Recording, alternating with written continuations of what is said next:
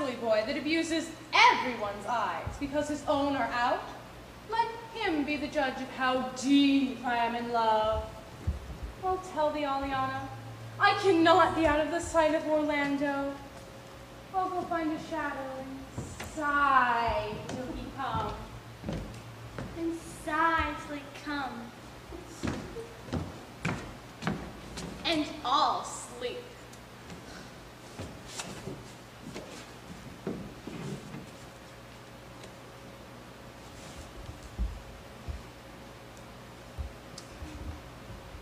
Oh, Orlando, Orlando. How say you now?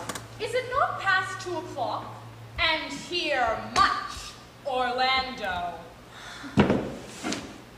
I warrant you with pure love and troubled brain. He hath ta'en his bow and arrows, and is gone forth to sleep. But look, who comes here? My errand is to you, fair youth. My gentle Phoebe did bid me give you this. I know not the contents, but as I guess it bears an angry temper. Pardon me, I am but as a guiltless messenger. Patience herself would startle at this letter and play the swaggerer. Bear this, bear all. She calls me proud, and that she could not love me were man as rare as Phoenix. Why writes she so to me? Well, shepherd, well, this is a letter of your own device. No, I protest. I know not the contents. Phoebe did write it. Come, come, you are a fool and turned into the extremity of love. I say she never did write this letter. This is a man's invention, and his hand. Sure, it is hers. Why, 'tis a boisterous and a cruel style. A style for challengers. Why, she defies me like Turk to Christian.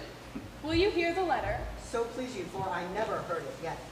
Yet heard too much of Phoebe's cruelty. She Phoebes me. Mark how the tyrant writes. Art thou God to shepherd turn, that a maiden's heart hath burned?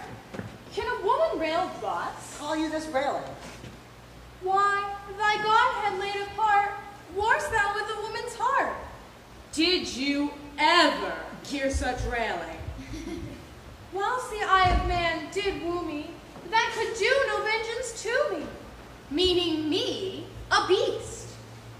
Whilst you chide me, I did love. How then my ear prayers move? He that brings this love to thee little knows this love in me, and by him seal up thy mind, whether that thy youth and kind will the faithful offer take of me, and all that I can make, or else by him my love deny, and then I'll study how to die. Call you this chiding? Alas, poor shepherd. Do you pity him? No, he deserves no pity. Wilt thou love such a woman? What? To make thee an instrument and play false strains upon thee? Not to be endured. Well, go your way to her, for I see love hath made thee a tame snake. And say this to her, that if she love me, I charge her to love thee. If she will not, I will never have her.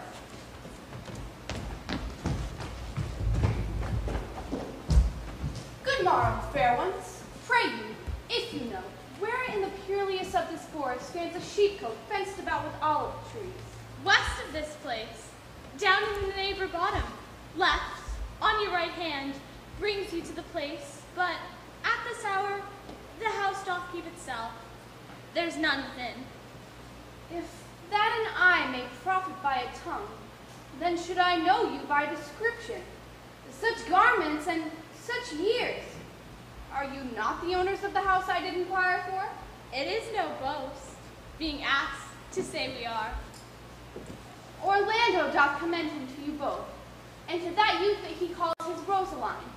Are you he? I am. He sends this bloody napkin. What must we understand by this? Some of my shame. If you knew of what man I am, and how, and why, and where this handkerchief was stained, I pray you, tell it. When last the young Orlando parted from you, he left a promise to return again, within an hour. And pacing through the forest, chewing the food of sweet, bitter fancy, lo, what befell! He threw his eye aside, and mark what did present itself. Under an old oak, a wretched, ragged man, o'ergrown with hair, lay sleeping on his back. Into a bush, into which bushes shade, a lioness with udders all drawn dry lay couching, head on ground with cat-like watch. When that the sleeping man should stir, for 'tis the royal disposition of that beast to prey on nothing that doth seem as dead. This seen, Orlando did approach the man, and found it was his brother, his elder brother. Oh, I have heard him speak of that same brother, and he did render him the most unnatural that lived amongst men. And well, he might do so, for I know he was unnatural. But to Orlando! Did he leave him there, food to the sucked and hungry lioness? Twice did he propose so, but kindness, nobler ever than revenge, made him give battle to the lioness, who quickly fell before him, in which hurtling from miserable slumber I awaked. But for the bloody napkin. By and by. Committing me unto my brother's love, who led me instantly unto his cave, there stripped himself, and here upon his arm the lioness had torn some flesh away, which all this while had fled. And then he fainted, and cried in fainting upon his Rosaline. He sent me hither, stranger as I am, to tell this story, in hopes that you would forgive his broken promise, and to give you this napkin dyed in his blood. And you... Why, how now? Ganymede, sweet Ganymede! Many will swoon when they do look on blood. Oh, there is more in it. Cousin Ganymede! Look, he recovers. Be of good cheer. You lack a man's heart. I do so, I confess it. A body would think this was well counterfeited. I pray you, commend my counterfeiting. Hi-ho! This was not counterfeit. There is too great testimony in your complexion that was a passion of earnest. Counterfeit, I assure you. Come, you look paler and paler. Pray you draw homewards. Good sir, go with us. That will I. For I must bear answer back to how you excuse my brother, Rosaline. I shall devise something. I pray you, commend my counterfeiting to him. Will you go?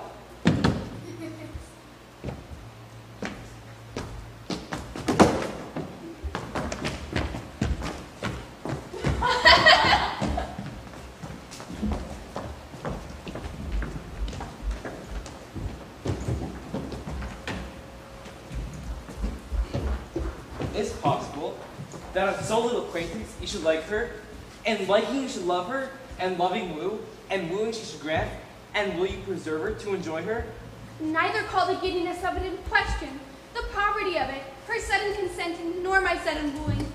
But say with me, I love Eligana, and it is for our good father's sake, and all that was Sir Roland's revenue, will I estate upon you, and here live and die a shepherd. You have my consent. Let your wedding be tomorrow. Thither will I invite the Duke and all his contented followers. Go you and prepare, Aliana, for look you, here comes my Rosaline. God save you, brother. And you, fair sister. Oh, my dear. Orlando, how it grieves me to see thee wear thy heart in a scarf. It is my art. I thought thy heart had been wounded with the claws of a lion. Wounded it is, but with the eyes of a lady. Did your brother tell you how I counterfeited to swoon when he showed me your handkerchief? Aye, and greater wonders than that. Oh, I know where you are. Nay, 'tis true. For your brother and my sister no sooner met, but they looked. No sooner looked, but they loved. No sooner loved, but they sighed. No sooner sighed, but they asked one another the reason. No sooner knew the reason, but they sought the remedy. Clubs cannot part them. But oh, how bitter a thing it is to look into happiness through another man's eyes. Tomorrow, I'll be at the height of heart heaviness. But